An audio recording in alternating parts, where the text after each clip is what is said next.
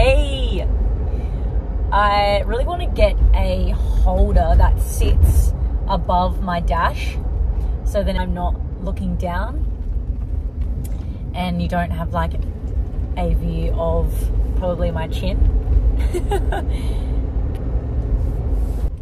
I want to be so integral with my practices because I know when I'm not, how much it affects me when I don't do them. One mindfulness practice that I do in the morning leads into more presence throughout the day, leads into more opportunity to be present with who I'm with, because presence is the greatest gift we can give to anyone and ourselves when we're fully there and nowhere else.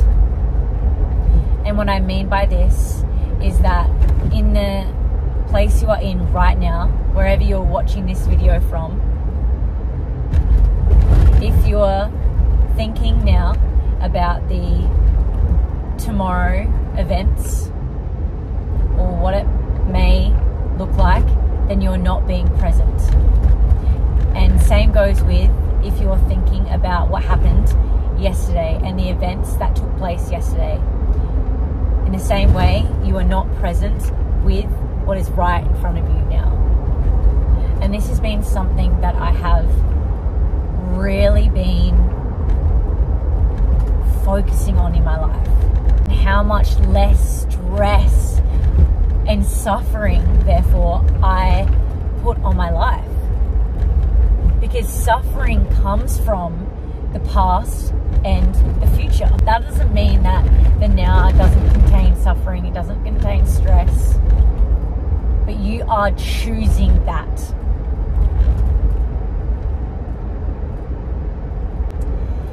And something I've also learned is using my hand and tapping on each finger and saying a mantra.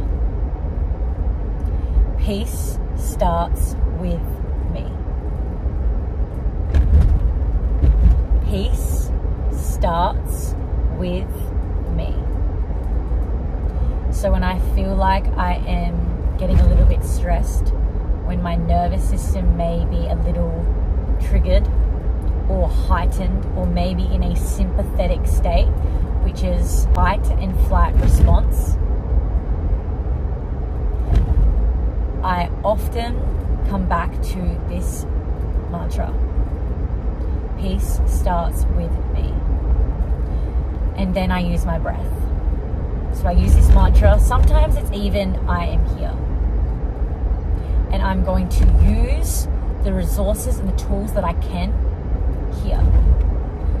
Otherwise, it will create more suffering. It will create more stress. And that will build inflammation in my body. Because stress causes inflammation. Stress causes us to worry and anticipate trauma that will happen, that we think will happen in the future.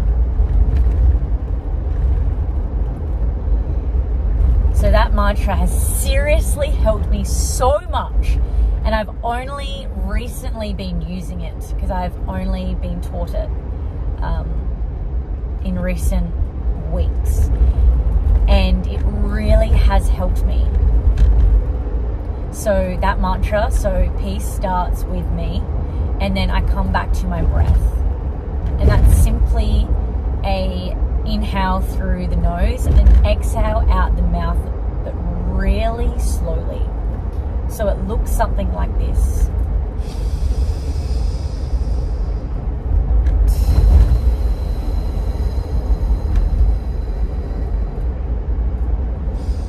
And you really want to try to get your breath to your belly. Because when our breath is in our belly, that means we're in a parasympathetic side of our nervous system, which is our rest and digest.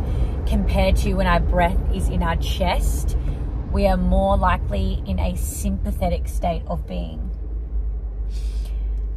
And it makes so much sense because when I am aware that I may be operating in a sympathetic state, usually my chest is where my breath is. And then when I feel myself relaxing, when I feel myself going with less force, less push, and instead more flow, more gradual ease throughout my day, my breath is in my belly. And this is so important for the people who have an anxious type of mind, because that used to be me. I used to have a very anxious mind, and it really affected the way that I lived in every single moment, because I was always anticipating something bad that was going to happen. I was always double checking what I was speaking before I said it. You know, you think before you speak, and that's sometimes good to do that. However, I was doing it every single conversation I had, because I was terrified that I wouldn't be speaking the truth, which is something that my journey is forever evolving into, is speaking truth, because in the early stages of my life, I tend to have lied a lot. And that was either for attention, love, to make me feel more worthy, more appreciated, more seen. Fully speaking my truth about how I am feeling, about what I am experiencing, has been so pivotal and also really confronting, because it is my ego that wants me to lie. Because then when I lie, I'm not fully seen. I'm hiding in the shadow self. So when I speak my truth, fuck, it feels so good. When I speak the full truth of how I'm feeling, of what's happening in my life, it feels so awesome. And my soul is like, yes, fuck yes, girl. And then it feels so easy and effortless, which I have been able to feel as of the last couple of years. I've really stepped into owning my truth.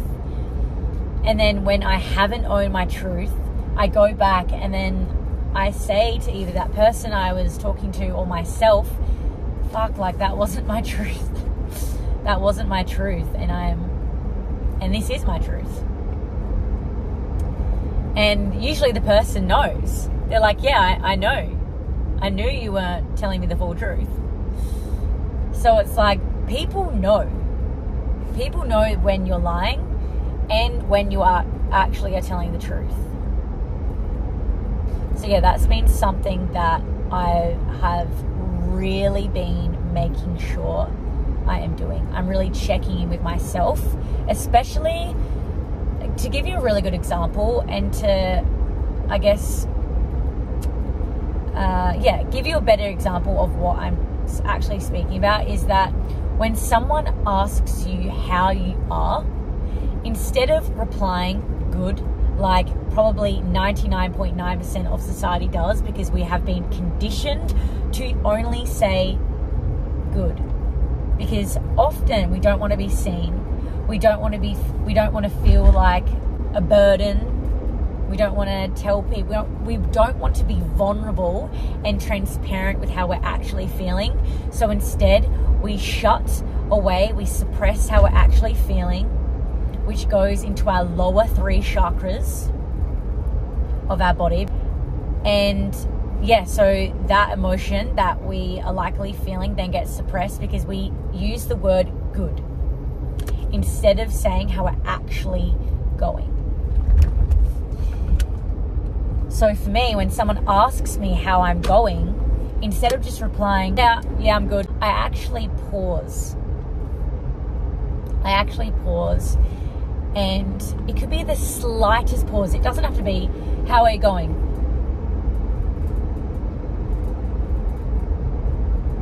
Yeah, I'm like, it doesn't have to be like that. It can just simply be, How are you going? You know what? I'm actually feeling not the best today. I haven't been feeling myself. It could be something as simple as that, and that opens the gateway into your expression, your full expression. And then it also opens the gateway for that person's fullest expression, because they probably don't want to say, I'm good too. They probably actually want to tell you how they're feeling, or maybe open up to the world of more acceptance of their emotions and the way that they're feeling. So it's an equal energy exchange. And since I have been doing this, since I really have been speaking my truth and exactly pinpointing how I'm feeling and then sharing that, people are like, wow. And they're questioning their I'm good. And then they're thinking about something else they could potentially say. And it is so awesome. It really is so awesome. And honestly, at the end of the day, if we can really be truthful with how we're feeling, then we can help each other so much more. And you may not have the answers. You know, someone may say, hey, I'm not really feeling my best. And you may not know what to say. However, if you don't know what to say, honestly, cut the advice and simply listen. And I have recently learnt that our amygdala, which is a region of our brain that is associated with our emotional processes, actually cools down when we give someone the opportunity just to be heard. We don't give them advice, we just give them an opportunity to be listened to. So that is the best thing you can do. And I've really learned that less is more. Less is always more, even if you don't think it is. Less is always more, and it's so great, because then you don't have to give as much energy. You don't have to give as much to that person. And then it's both an equal energy exchange for the both of you, because you're giving enough and they're receiving enough. And it's beautiful. It's a beautiful exchange. So that has been one of the most pivotal ways of how I've built stronger and deeper connections. Because when a person has opened up to me, instead of giving them all this advice, instead I simply listen. I open up the space for them just to share what is going on, what the fuck is going on up here, so then they can come back to their hearts, so they can maybe feel a little bit less congested, a little bit less free, because obviously they've been holding on to something that they wanted to release for a while. And it's so cool. It is so cool. And at the end of the day, I feel like a lot of people want to have deeper and more meaningful relationships.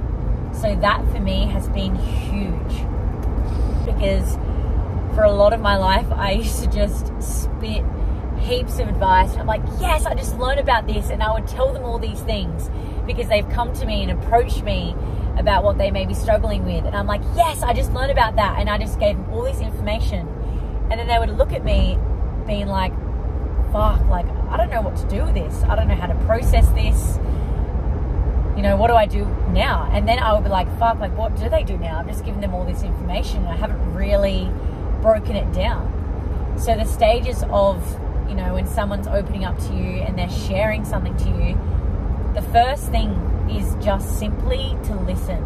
Be like, hey, I'm here, just tell me what's going on, I'm here to listen. And I guarantee you that's all they need. And the second thing that they might need is a hug. Physical touch is so powerful, and it also impacts our nervous system on a massive scale. There was actually a study done with babies, and they had two groups of babies, and one group from the moment that they were born weren't shown physical touch. They weren't held or comforted in that way, or physical touch. And then there was another group that was given a lot of touch, a lot of affection, a lot of love, like breastfeeding, etc., like straight on the nipple, etc. And they found that the group that didn't receive that physical touch, their nervous system wasn't as developed. What else was it? They were very hypervigilant, and they were prone to disease and sickness, they found. And this study was only taken in about 8 weeks, because I didn't think they wanted to really give the babies that much of a break from that physical touch, because it was so, they realized how impactful it actually was. So yeah, physical touch is huge. And sometimes when, you know, after I've shared about how I'm feeling, or that person shared with how I'm feeling, I say, would you like a hug?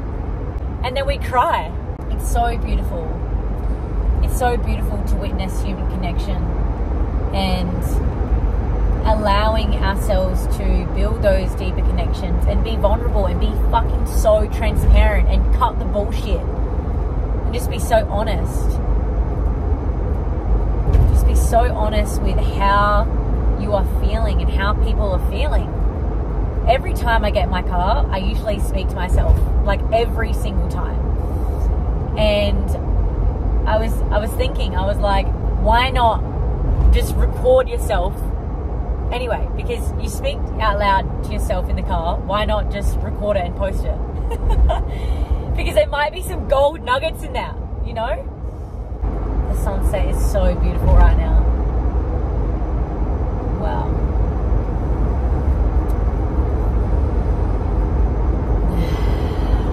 I feel like I have shared enough. And the energy output now is that I'm going to use that with the people that I'm going to connect with right now. So I'm going to hold off the conversations in the car.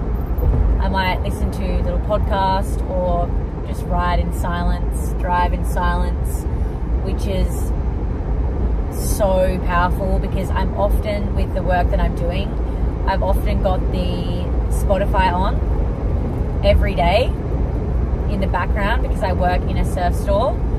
So usually music is just not an option, because I'm honestly burnt out with songs. So I love the stillness and sometimes a podcast. So yeah, I'm going to do that. You create a day that you speak truthfully about how you're feeling, about how you're experiencing this life, giving people a hug maybe, asking people how they are going, spreading more kindness, spreading more joy, spreading more authenticity. Just be honest with yourself. Be truthful. And that could be really hard too. Some of the conversations that I've had, because I've wanted to express my truth, have been really hard. It is often hard, because usually I'm continuously, you know, I might be hurting someone in that, and I don't want to hurt anyone. Deep down in my core, I don't want to hurt a fucking soul. And when I have to, because it's my truth, and my soul's like, fuck, I need to tell this person the truth, it actually hurts me if I know it's going to affect them. So speaking truth, it comes with a challenge. That could also be my mindset too. And this is just what my journey is. And maybe one day speaking my truth could be so bloody easy to me. And I aspiring to do that.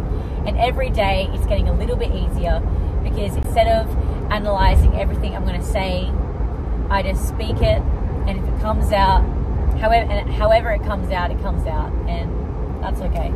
So much love, baby! Continue the ride, continue to have fun, speak your truth, love your friends, build those connections, continue to show up no matter what phase you're in. Peace and love to you. Mwah. Hey, hey, hey, hey, I like dick. Hey, hey. boo. Hey, hey, I like you. Just hold on, we're going home. Whoa, whoa. I love that song so much. Mwah.